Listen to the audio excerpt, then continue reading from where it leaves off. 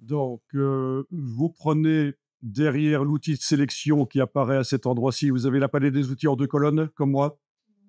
Non, elle est en une colonne, vous cliquez sur cet endroit-là, alors ce sera beaucoup mieux pour la suite, pour la faire passer en 2 colonnes. Si vous avez cliqué sur la croix, vous avez eu tort. Le jeu s'arrête ici pour vous. OK. Non, ça va. Menu fenêtre, outils.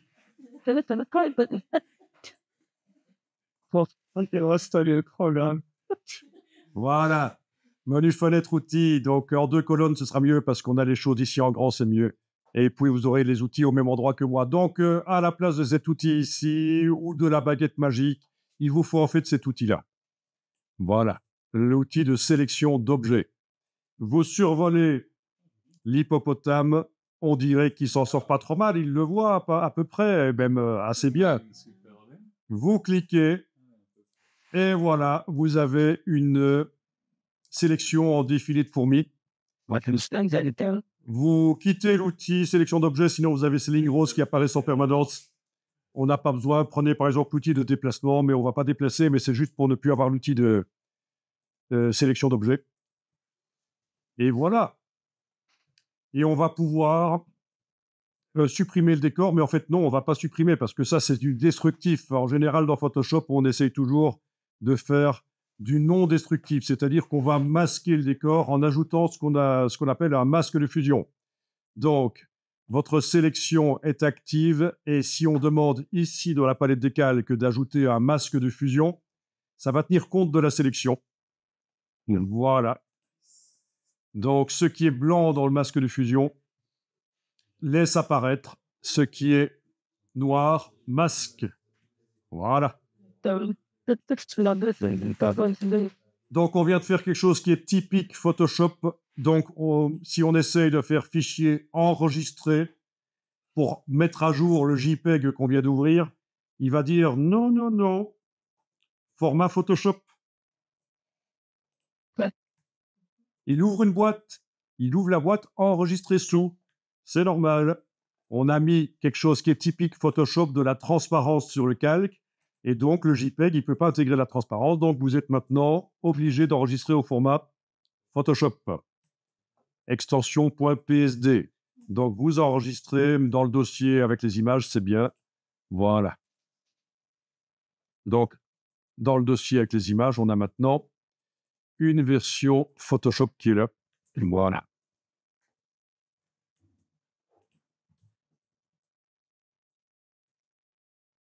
Donc, on va mettre l'animal dans un premier temps sur un fond blanc. Donc, c'est le genre de publicité, c'est le genre d'élément qui peut servir dans des publicités minimalistes. Ça existe. Donc, je vais tenter vite fait, mais c'est pas sûr que ça va fonctionner. Regardez, vous ne le faites pas. Hein. J'avais juste tenté de chercher rapidement des publicités minimalistes ici. En tapant minimaliste, j'aurais pu taper minimalistique, ça aurait été peut-être pas plus mal, mais... Donc, ce sont des choses qui existent, voilà, ce genre de choses. Amusant. Des posters où il y a un élément avec une ombre sous lui, posé, et ça fait une pub, quoi. Voilà. Amusant. C'est pas gentil, ça.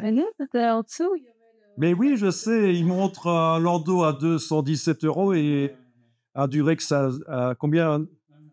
Enfin, bon, voilà. Oui, le genre, hein, c'est possible, voilà. Donc, ah oui, l'ombre est éloignée pour montrer qu'il flotte, en fait, tout simplement. Hein. Voilà. Et en plus, c'est un crayon.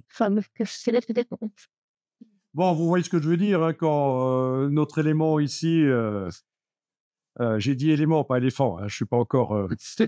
notre élément ici va pouvoir être éventuellement la base d'une publicité minimalistique avec une belle typo, un beau slogan éventuellement. Bon, ok, ce qu'on va faire ici. D'abord, est-ce que vous avez autour un damier comme ceci qui apparaît pour montrer la transparence? Ok. Voilà. ne pas. Tu ne l'as pas. Est-ce que tu vois le masque de fusion ici que tu as ajouté? Ou est-ce que tu vois la sélection Poitiers? Qu'est-ce qui se passe? Raconte-moi. C'est bien, mais le blanc, Un fond blanc? Tu as un autre calque ou pas? À part celui-là? non, pas ce jour. Ok. Donc, ce qui se passe chez toi, c'est que tu as un plan de travail parce que tu as importé l'image, apparemment, mais il fallait en fait tout simplement l'ouvrir. Donc voilà, c'est ça que tu as du coup. Bon, c'est pas excellent pour ce qu'on veut faire, donc il faut que je me souvienne comment on arrive à supprimer le plan de travail. Et ça, Donc en fait, quand tu ouvres des images pixels dans Photoshop, tu les importes jamais. C'est quand on l'importe dans un autre logiciel qui est vectoriel, InDesign ou Illustrator, qu'on importe. Mais là, Photoshop, ça travaille des pixels, c'est des images pixels, donc on ouvre, on n'importe pas. Donc ce que tu vas pouvoir faire ici, c'est, en ayant ton plan de travail sélectionné, tu vas pouvoir demander ici dans le menu de... c'est dans le menu que j'avais vu ça. Non, on va faire un clic droit en fait sur le plan de travail. Voilà, clic droit sur le plan de travail, tu vas demander... Donc, pas dans le menu, hein, c'est clic droit sur le plan de travail. Tu demandes de dissocier les plans de travail. Voilà, dissocier les plans de travail. Et il a disparu. Et là, normalement, tu vois un damier autour de l'hypobara. Tu le vois? Alors, maintenant que je suis sûr que tout le monde voit le damier de transparence autour, pourquoi le mien est agréable, doux, serviable et le vôtre est pourri? Il fait mal aux yeux. Parce que chez moi, j'ai réglé. Donc, faites un effort. Donc, on y va. Pour avoir un damier plus agréable qui fait moins mal aux yeux, et ce sera valable pour toutes les images suivantes dans Photoshop, vous allez jusque Photoshop, le menu Photoshop en haut à gauche, réglages. Évidemment, sur PC, ce sera édition préférence. Et vous allez jusque transparence et couleur non imprimable. Donc, ça n'a rien à voir l'un avec l'autre, la transparence et les couleurs non imprimables. C'est juste qu'ils ont mis au même endroit les deux choses parce que pour gagner de la place. Ici, vous demandez gris espacé. Ici, il suffit en fait de cliquer sur un des deux gris que vous avez et de le faire plus proche de l'autre. Donc, ce qui se passe, voilà, vous avez demandé espacé, ça fait déjà une grande grille. Enfin, grande, pas tellement parce qu'il y a beaucoup de points sur mon écran, je suis en 4K. Mais, OK, vous cliquez sur un des deux échantillons. Vous avez le sélecteur de couleurs qui s'ouvre, on est d'accord. Vous devez avoir le bouton T enclenché ici. Et alors, avec la petite pastille ici, vous la faites glisser de manière à faire une couleur plus proche de l'autre. Ici, je vais faire l'inverse parce que, voilà, ça, c'est votre situation actuelle à peu près. Donc, vous cliquez et avec la petite pastille, vous bougez de manière à ce que la couleur soit presque pareille. Oui, tout à fait. OK, OK. Ah, c'est encore trop contrasté. Il faut que je fasse encore... J'avais peur de faire trop pareil, mais finalement, il faut que j'essaye de faire quelque chose de vraiment proche. Ah, là, on voit quasiment plus que c'est un damier et ça, c'est plutôt ennuyeux. Ah, vraiment. Ben oui, je m'attendais à ce que quelqu'un le dise, faites un effort. Voilà, je m'y attendais. L'arroseur arrosé. OK. Vous connaissez cette expression, l'arroseur arrosé. Par contre, vous savez peut-être pas d'où ça vient. En fait, c'est une expression qui vient d'un vieux film de 1895, Société Lumière. Oui, c'est vieux, hein. C'est tous les débuts du cinéma. 50 secondes, c'était immense, long pour l'époque. Et c'est juste un petit film que vous avez certainement déjà vu qui montre... Voilà. Je peux vous le passer parce qu'il est plus au copyright. C'est pas le premier, hein, mais ça fait partie des premiers. C'est peut-être le premier... C'est peut-être le premier humoristique. C'est de là que vient l'expression l'arroseur arrosé, en fait. C'est une blague. L'expression, oui. Enfin, voilà.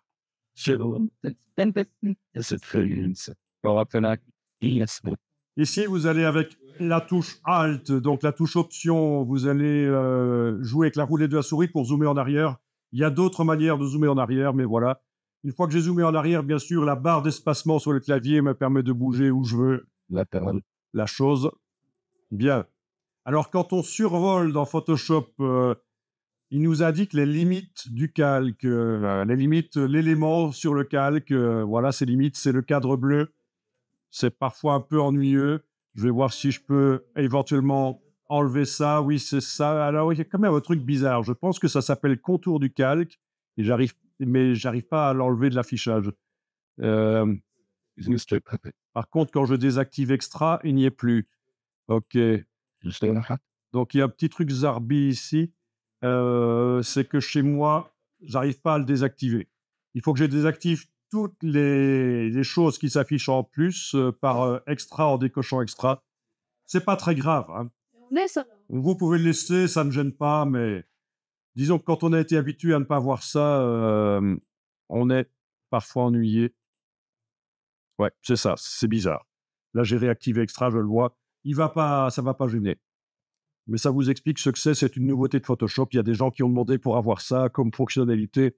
Quand on survole, on veut voir tout ce qu'il y a sur le calque, que ça englobe tout ce qu'il y a sur le calque. C'est quand on travaille avec plein de calques, en fait, hein, que ça peut être intéressant. Vous zoomez en arrière. Pourquoi est-ce que j'ai demandé de zoomer en arrière? Parce qu'on va maintenant agrandir la zone autour de l'hippopotame. Donc surtout, ne faites pas l'erreur qu'un débutant ferait de réduire la taille de l'hippopotame en faisant édition, transformation manuelle. Où est-ce qu'elle est, édition, oui, parce que j'utilise souvent le raccourci clavier, voilà. Donc, je vous montre, ne le faites pas, c'est une erreur. Vous voulez que l'hippopotame soit plus petit sur la zone, vous allez faire comme vous faites commenter, ne le faites pas. En fait, je vous dis, ce serait une erreur de le faire, mais quelqu'un pourrait faire ça, voilà, et prendre une poignée du coin avec la touche Alt pour que ça se transforme par le centre, le faire plus petit, voilà, comme ça, je sais mettre du texte et des choses autour. Je valide avec le petit V. C'est une très mauvaise idée. Parce qu'en fait, l'image est composée, l'hippopotame, nous n'avons pas l'image, mais l'hippopotame est maintenant composé de moins de pixels. Vous voyez, quand je zoome sur l'œil, c'est pas génial. Alors que si je fais édition annulée, voilà, et que je zoome sur l'œil, c'est quand même un peu plus précis. C'est pas hyper génial, mais donc c'est une erreur de réduire l'élément dans son image là. Ce qu'il faut faire, c'est augmenter la zone autour. Et pour ça, vous avez fait un zoom arrière et vous allez enclencher ceci, l'outil de recadrage, qui, contrairement à ce que son nom laisse penser, sert aussi à ajouter de la zone. Voilà, outil de recadrage. Est-ce que tout le monde voit cette barre option au-dessus? Si vous ne la voyez pas, il faut la faire apparaître parce qu'elle est super importante. C'est dans le menu fenêtre, options. Dans la barre options, vous devez avoir aucun chiffre ici dans les deux cartouches. Ça s'appelle des cartouches. Un cartouche. Vous devez avoir rien là-dedans. Si vous avez quelque chose, vous cliquez sur le mot effacer. Bien. C'est une option, pardon. Et alors ici, fond, vous réglez ça en transparent. Voilà, surtout pas développement génératif ou remplissage d'après le contenu. C'est fond transparent. Et alors ici, vous allez pouvoir prendre une poignée du coin, là. Si elles apparaissent plus, vous changez d'outil et vous revenez sur leur cadrage pour qu'elles réapparaissent. Voilà, vous prenez une poignée du coin et peut-être avec la touche option enfoncée, comme ça garde l'image d'origine au centre. Vous agrandissez et on va peut-être faire un format comme ça à peu près. Voilà. Vous lâchez le bouton à la souris et voilà. C'est la touche Alt, la touche Option. Je ne sais pas trop comment dire parce que d'un clavier à l'autre, elle s'appelle Alt ou elle s'appelle Option. Pendant que vous prenez une poignée du coin, comme ça agrandit dans tous les sens autour de l'image d'origine. Et vous validez avec le petit V. Voilà. Donc c'est vrai qu'à ce stade, ce serait bien d'enregistrer. Vous allez dans Fichier, Enregistrer sous. Enregistrer sous cette fois-ci, attention, hein. Et alors, on va peut-être renommer parce que, oui, je vais juste indiquer Hippo 01, voilà. Hippo-01, c'est le nom en PSD forcément. Monsieur